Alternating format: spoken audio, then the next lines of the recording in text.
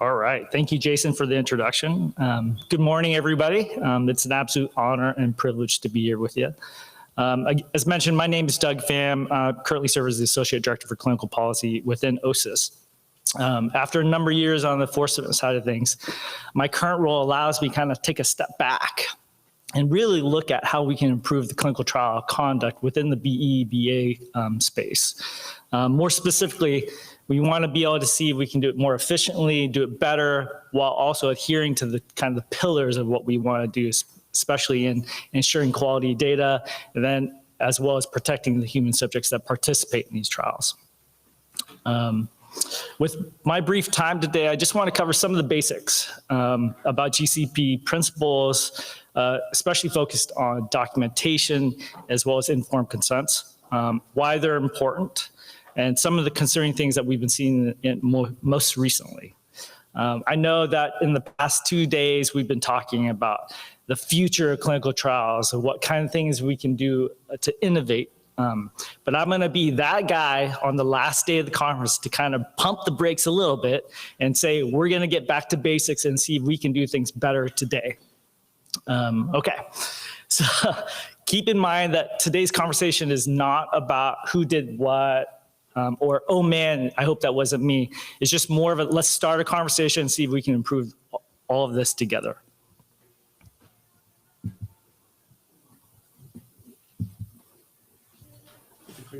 This one. Okay. Okay. Disclaimer slide. I know that some of my colleagues have kind of passed through this, but with my legal background, I'm going to pause longer, especially with my inevitable oops sometimes, right? So, okay. So for today, we're just going to talk about a little bit of overview of FDA's BIMO program, talk a bit about source documentation, subject eligibility, with some examples and trends that we've been seeing. And finally, hope to cover some information about basic informed consent content requirements, as well as some examples and trends that we've been seeing. Okay, I know that we've already gone through this slide, but just briefly, OSIS sits within CDER under the umbrella of Office of Translational Science. We're made up of 2 divisions. And we are heavily interconnected with all the other offices within CDER, and we align very closely with Office New Drugs, Office Generic Drugs, Office Compliance, and we also work really closely with our counterparts in the Office of Regulatory Affairs. Okay, from a very simplistic perspective, OSIS performs 4 basic functions. The first, we select sites to inspect. The second, we perform the inspections themselves. Third, we report on those inspections via an established inspection report and EIR reviews. And lastly, we support CDER by providing recommendations on data reliability as well as compliance evaluations. To note, when I talk about the clinical side of things within OSIS, we tend to veer more toward both site selection and then doing the support of CDER with our recommendations, partly because ORA does all of our inspections and RRAs. Okay, for FDA's BIMO program is a comprehensive program. I'm sure that you're all aware of it, right? It includes inspections, data audits, and it's designed to monitor all aspects of FDA-regulated research. The BIMO programs are essentially there to hit 2 primary things. First, to assure the quality of the data that's submitted in any application. And second, to protect the human rights, safety, and welfare of those subjects or participants that participate in the clinical trials. There are current 11 BIMO programs. They span from IRBs to clinical investigators to sponsors, in addition to in vivo BA/BE studies. For today, we're just going to focus on in vivo BA/BE, specifically Compliance Program 7348.003. Please keep in mind that these CPs or compliance programs are essentially instructions to FDA personnel on compliance activities, but for everybody else, it's a great source of information about what we're looking at, what we want to expect to see, and it's really helpful for your clinical sites to kind of take a look at and make sure you're kind of in line with these compliance programs. Okay, before we take a deep dive in the CP, let's talk about why documentation is so important. Much like all our previous speakers and our colleagues, documentation is kind of the cornerstone of how we reconstruct data or studies, how we assess study conduct, and how we determine data integrity as part of data acceptability in any pending application. Without kind of overstating things, documentation is absolutely vital, right? In compliance program 7348.003, there's a really good discussion on informed consent as well as study source records. And specific to the studies or subject records, a clinical site should have documentation that demonstrates that a subject met eligibility criteria. A clinical site should have documentation that accurately or demonstrates accurate and timely reporting of adverse events, as well as serious adverse events. And a clinical site should document or have documentation that enrolled subjects are alive, real, and actively participating. One thing about subject eligibility, it's really important to have source documents to show that the subject has met all inclusion criteria. Without records to show that each criteria was met, the assumptions that they haven't been met. For each type of records, here we're looking at record organization, condition, accessibility, and completeness, your typical Alcoa standards. Okay, the first example that's been kind of popping up here and there is this absolute lack of source documentation to show subject eligibility. The example here speaks to a situation where there's no records to indicate a subject had achieved a certain dose of a specific drug within the 2-week period prior to enrollment. You can insert a variety of different factors. Here are subject eligibility requirements or fact scenarios. But in the end, if you have no records to affirm eligibility, then it's really difficult to say the subject is eligible. The second example here speaks to when you have conflicts in documentation. And here the example speaks to where the inclusion criteria requires a grade 3 of a particular acne assessment, but the records indicate both a grade 1 and a grade 3. While the contrast of records doesn't fall in that doomsday scenario like our first example where no records equals no eligibility, here the contrast or discrepancy creates a lot of question, right? To kind of help assess that, we have to dig a little bit deeper, and we consider a lot of different factors. The first is whether the record discrepancy is meaningful or impactful, right? So let's assume for this particular one, the protocol requires that the grade 3 acne diagnoses has to occur for, or must be within 30 days of enrollment in the study, right? And let's say, for example, that the grade 1 record was within a week of the grade 3. So in that scenario, it's kind of meaningful, right? Because you're shifting, the records contradict that need to meet that 30-day requirement. On the flip side though, let's say the grade 1 document was 10 years ago. So at that point, that record doesn't really mean much. Another concern to consider is whether there's an interplay with the study design and the study drug itself, right? There's a greater risk of impact when the study drug is intended to treat acne, but it's less so when it's not.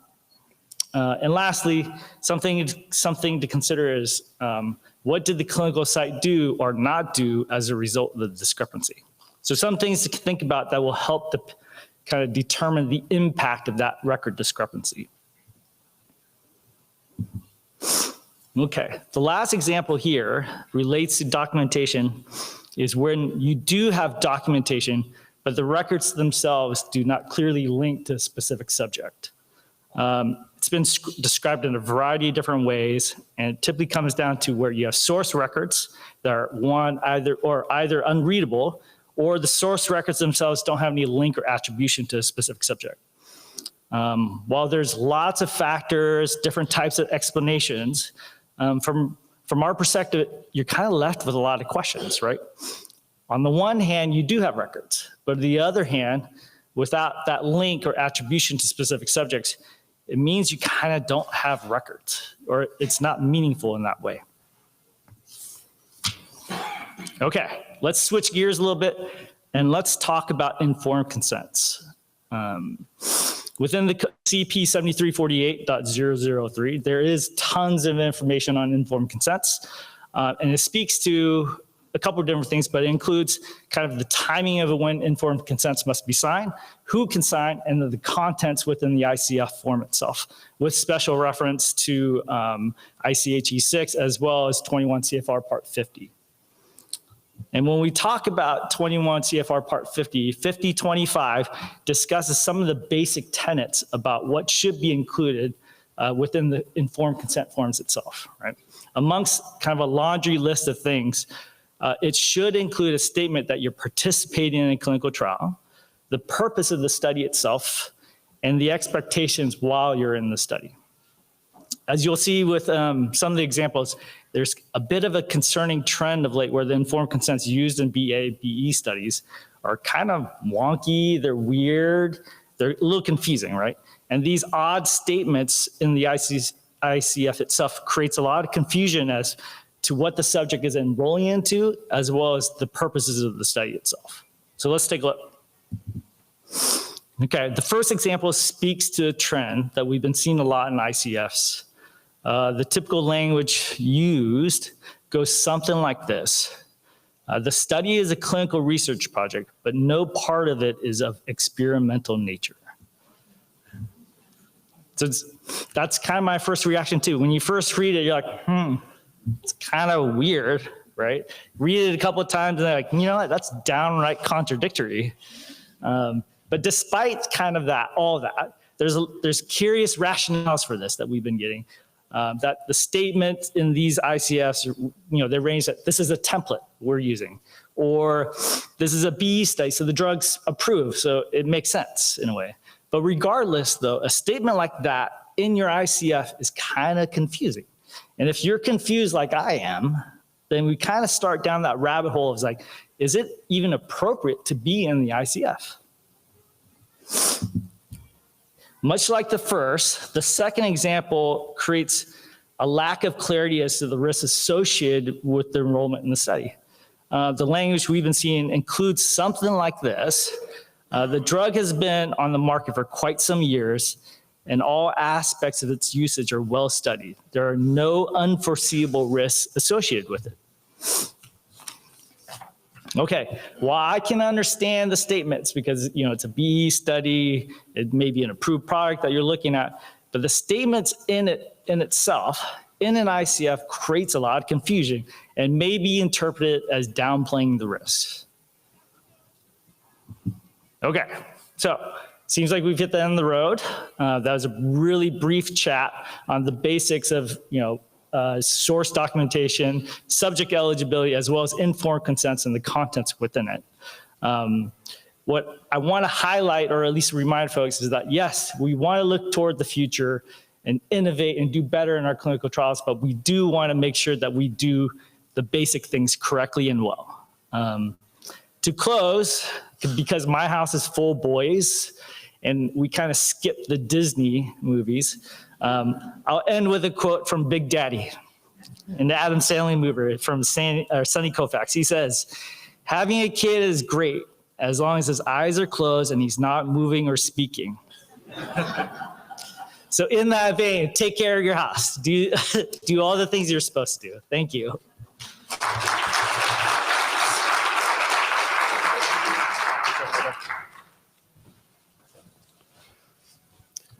So the next part of this is to introduce Emma's recorded presentation. So don't worry, Doug and I are going to leave the stage and you're going to see us walk towards the back.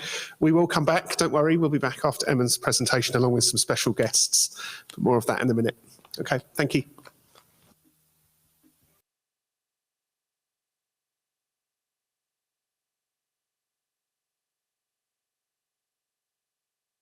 Thank you, and good morning, good afternoon, everyone. Thank you for the opportunity to present to you during this event, and apologies that I can't be there in person. I want to use this time to talk through some common issues, inspection findings and case studies identified during recent MHRA inspections of the clinical portion of bioequivalence studies. Michael has already shown this slide earlier today, but it summarises nicely what we've done in terms of bioequivalence inspections since 2019 and the different approaches that we're able to use for our inspections. I wanted to include this here to reiterate that these different inspection approaches apply to both the clinical and the analytical elements of our inspections. We haven't yet had an example of an inspection where the clinical part has been done remotely and the analytical part has been performed on site, or the other way around, but we would be able to adopt this approach if it was deemed to be necessary for a particular inspection or a particular study. This next slide has also been presented earlier today and shows you some additional detail relating to the critical and major findings identified during our inspections. Where Michael spoke to you earlier today about the study activities highlighted in blue on this slide, I'm going to be talking through those highlighted in orange. So the critical findings relating to the clinic, only one of the 4 on the slide relating to subject eligibility, and the major findings presented on the right-hand side of the slide in the orange box. The findings that aren't in a box haven't been forgotten, they relate more to general supporting systems. This next summary slide shows a very colourful breakdown of the other findings identified during our inspections. I don't want to go into too much detail here, but the diagram represents the other finding categories that have been identified on 5 or more occasions during our inspections. And I just wanted to acknowledge that there's a pretty even distribution between the different areas. It isn't that we have one particular problem area. And the list on the right-hand side of the slide shows the other finding categories that have been identified but less frequently. Okay, moving on now, I want to use the rest of my time in this presentation to talk through some of the areas in the clinic where we're still seeing recurring issues and where significant findings are still quite common, just to raise awareness of the types of things that we're encountering. Hopefully, if these are things that you're familiar with in your organisation, you may be able to put measures in place to avoid some of these findings in the future, or to avoid some of the business and compliance challenges that these situations can present. So these are the main areas that I'll be covering. Let's move on to the first one. Often during our inspections, we encounter clinical pathology labs that are external to the company that we're inspecting. In these situations, we look at the vendor assessment process and the written agreements that are in place that describe the services to be provided, the division of responsibilities and so on. And we often find issues here. Either the contracted lab failed to deliver the services in the contract, or the contract disagrees with the clinical protocol or design for particular studies in the nature of the sample analysis to be performed. We've seen situations where a bioequivalence facility has contracts with multiple labs as a backup plan, which makes sense from a business continuity point of view. But where we've seen issues with this is where multiple labs are used within the same study, and their approach to sample analysis and the associated reference ranges for lab testing are different. So a result from one subject tested at one laboratory may be acceptable, but if the same sample had been sent to a second laboratory with a different set of reference ranges, the result may have been out of range. In these situations, it makes it very difficult to interpret and to compare the results from subject samples side by side where they've been assessed using different reference ranges in different laboratories. We still see companies that use an external contract pathology lab with a set of reference ranges, but the Bioequivalence Centre also have a set of reference ranges as an appendix to one of their in-house SOPs. Often these sets of ranges are not the same, which presents issues when there are results that are acceptable according to one, but not acceptable according to another, and it's not clear how these results should be handled. We've also seen stability times applied to samples prior to analysis that haven't been met. So urine samples sent to an external lab and tested outside the established stability period, with the results being used to determine subject eligibility. The issue here isn't just with the potential impact on subject recruitment, but also the relationship between the external lab and the Bioequivalence Centre, as the lab would have been aware of the stability limitations of their own assay and the sample collection times from the clinic, but there's no communication with the clinic or a mechanism put in place to ensure that samples are received with sufficient time to ensure accurate analysis. Also relating to clinical pathology labs, we're still seeing issues with assessment of clinical significance of results. Either these assessments haven't been done for out-of-range results, or they're done for laboratory tests where the protocol doesn't permit any assessment or interpretation. So there's a hard limit on what the results need to be, either between two values or less than a certain limit. But the results are assessed as not clinically significant and the subject is recruited regardless. We also see laboratory testing for parameters that aren't detailed in the trial protocol. Often this is driven by the pathology lab, where they run a panel of tests regardless of what the sample is for. And in this situation, we would look at communication between the Bioequivalence Centre and the lab to ensure that protocol compliance issues are actively avoided. This can also present a subject welfare issue, as you're potentially testing subject samples for parameters that they've not agreed to via the subject consent process, and how you handle any results that come back indicating there may be something wrong when you didn't have consent to run those tests in the first place, particularly if it's something sensitive. I've also put eligibility issues on the slide, but I think I've covered those already. So moving on. The next area I wanted to talk about is IMP management. We've seen an increase in the number of findings relating to certificates of analysis for products being tested in bioequivalence studies. We still see where there's no expiry date available for the test product, either at the time of dosing, and I think once we saw where this was listed as not applicable in the final report for a study, which presents a significant subject safety concern and potentially ethical issues where subsequent stability is not established. I have seen on a number of occasions where the results listed on the certificate of analysis for product testing versus predefined specifications have indicated out of range results, or where testing hasn't been done but these gaps and discrepancies haven't been questioned or challenged prior to study dosing. We've also seen where provisional data has been included in certificates of analysis, essentially draft data that is subject to change, but this has also not been challenged or addressed prior to dosing. I've seen issues with product verification checks, where these have identified discrepancies between what the product is versus what it should be, but these discrepancies haven't been adequately resolved prior to dosing. I've had many discussions on inspections about the difference between white, off-white, pale yellow tablets and the potential impact of these discrepancies and how to handle them. I think the advice would be, if you are in any doubt that what you've been provided with is not what you're expecting to receive, then do not go ahead with dosing.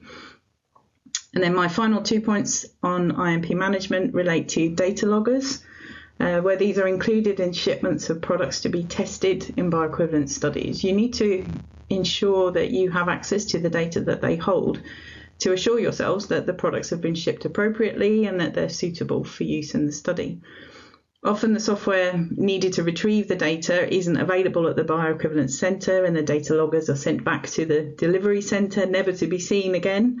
And this can present a significant problem where the product has been transported globally over a long duration with specific storage requirements.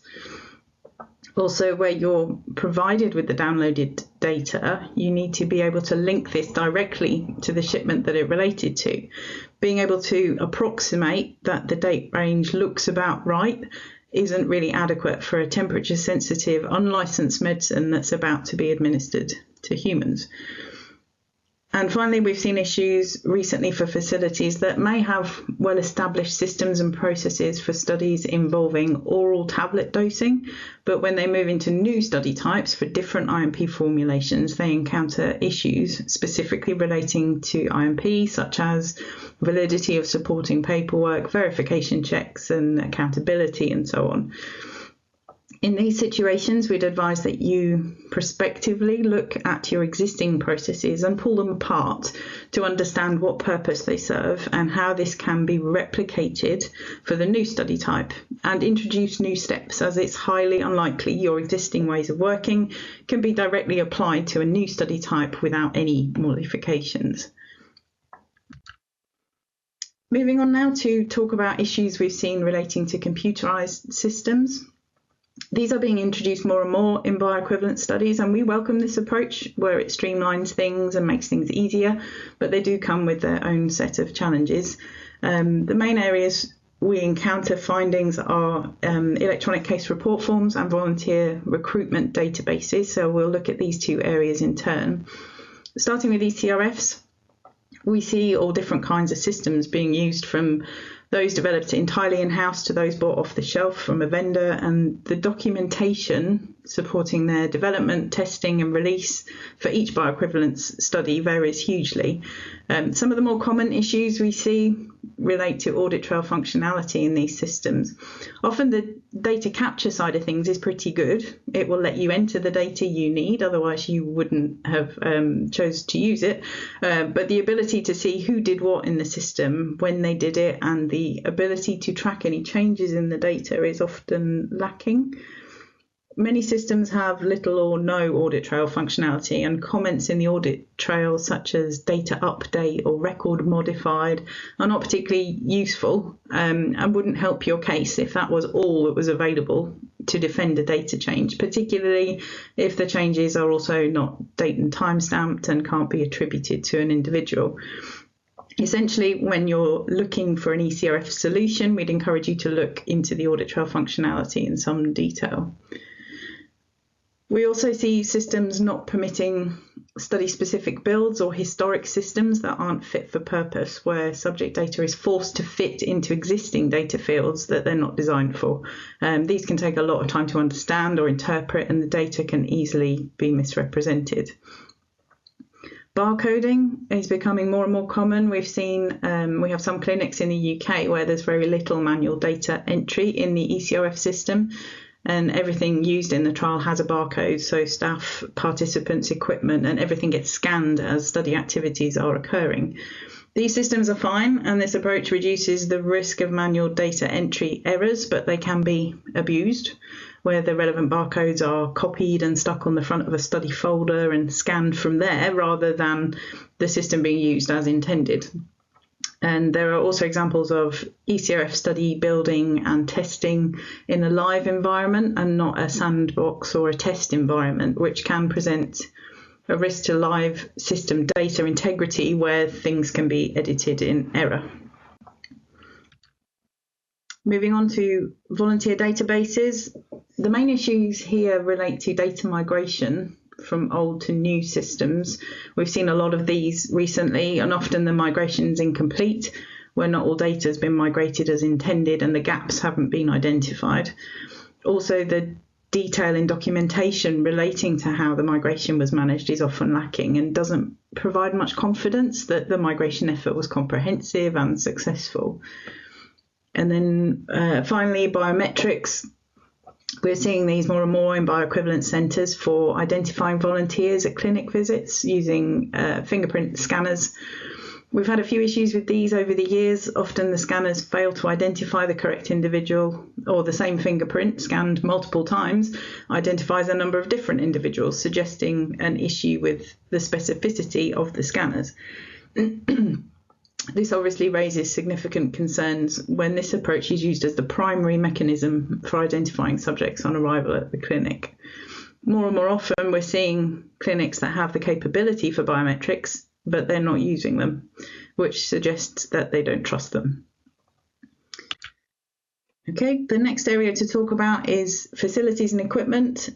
Most of the findings we've identified in this area relate to facility washrooms and alarm points.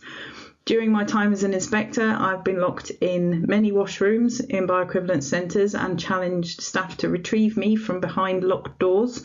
While this is quite a light-hearted story, the point of the exercise is to demonstrate that washroom design doesn't always allow for access to trial participants behind a locked door in the event of a collapse.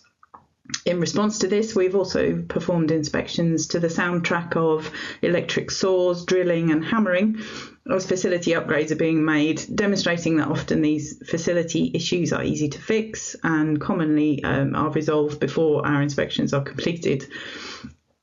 Regarding alarm points, we look at the location of these throughout the BE facility during our inspections, and we look at the testing schedule for them to ensure that this is done regularly and it's done successfully. With bioequivalence trials, there tends to be a feeling that the products being tested are generics with well understood safety profiles, and mechanisms for management of medical emergencies are of lesser importance, but facilities should always be prepared for these to occur, and this is often not the case. Also on this slide, I've mentioned equipment maintenance and calibration, just to highlight a few areas where we've seen issues with the frequency and effectiveness of equipment maintenance. Testing kits such as urine, drugs of abuse and pregnancy testing kits being stored at incorrect temperatures, and communication issues with automated interfaces between equipment and the ECRF where these are in use. Okay, moving on to talk about electronic archiving. We've raised many findings over the years relating to archiving electronic data, and often it isn't the data itself that's the issue, but the metadata that sits behind it. I've listed on the slide some of the systems where consideration should be given to ensuring any related metadata is also archived where there's electronic data available. By metadata, I mean any settings, parameters, supporting information that's held within the system that you need access to in order to make sense of the data itself. So settings on an ECG machine or an X-ray machine, or any supporting information that's not presented as part of the data itself and where the data would be incomplete without it. And then the final area I want to touch on before I move on is to talk about insurance. During our inspections, we're asked to review a copy of your clinical trials insurance policy. And over the years, we've seen a number of issues with the type of cover in place, ranging from specific populations being excluded from policy cover, specific global regions being excluded, specific medicines being excluded, which could be an issue for future trials where you may not know what products you'd be asked to work on, and specific types of studies being excluded. Also, we've seen gaps between the end of one policy and the start of the next policy where trial work has been ongoing. I haven't yet seen a situation where there's been a need for an insurance claim, where there's been a gap in cover, but I think that's been more fortuitous than anything. So I would urge you to check the terms of your clinical trials insurance, the duration of your policies, and also any exclusions in your policies that you may not be aware of when you next have the opportunity. Okay, the final area I wanted to quickly move on to is to talk about transparency in bioequivalence studies. This issue could apply to any study documentation and any activity in a study, and it really relates to how representative are the study records of what has actually occurred. We see many situations where the way things are recorded do not accurately represent what took place, and the time and resource needed to get to the bottom of things and fully understand what took place is wasteful and unnecessary. It tends to be around unusual events, investigations, interpretation of data and deviations, and I have a few case studies to go through which will help illustrate my point. But when you're involved in study activities, I want you to ask yourself, I know what I mean, but is that what it says? Do any assumptions need to be made regarding what's been written, and could this be misinterpreted? So this first example was from a recent inspection where we were told that QA were not listing all audits for certain types of studies on QA statements. The justification for this was that there were multiple audits that were relevant and the QA statements would be far too lengthy to list them all, so only a sample of audits were routinely included in the report. The issue here is that there was no qualifying comment on the QA statements to explain to the reader that there was additional audit information available. So it would appear to the reader that the listed audits were all that there was to demonstrate QA coverage for a study.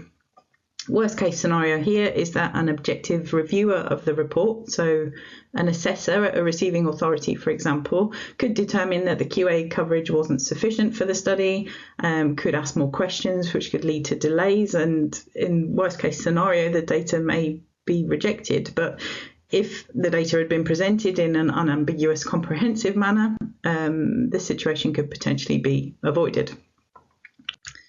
The second case study, paper records for a study activity indicated for several subjects ND, indicating that it hadn't been done, with some additional coding for the same procedure and the same subjects indicating subject non-compliance.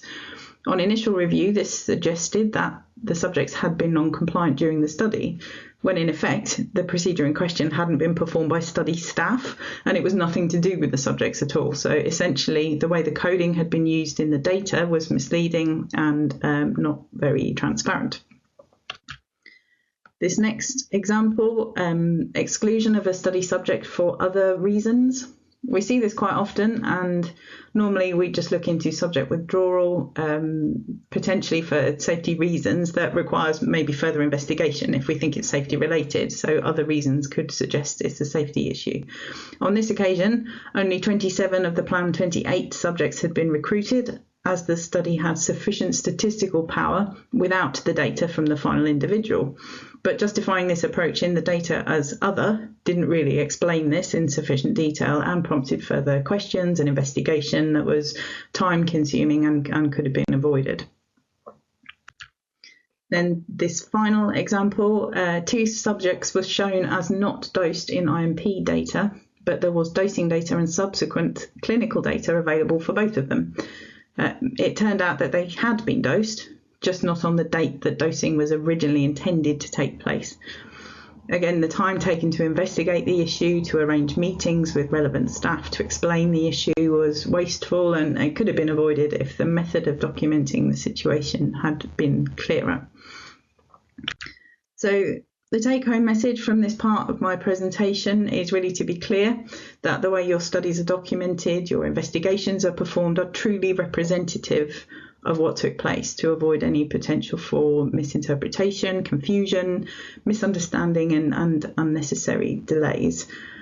Okay, thank you all for your time and for listening. I will leave it there and hand back to the room. If there are any questions relating to my slides, there are people in the room who will be able to take those during the panel session. So thank you again.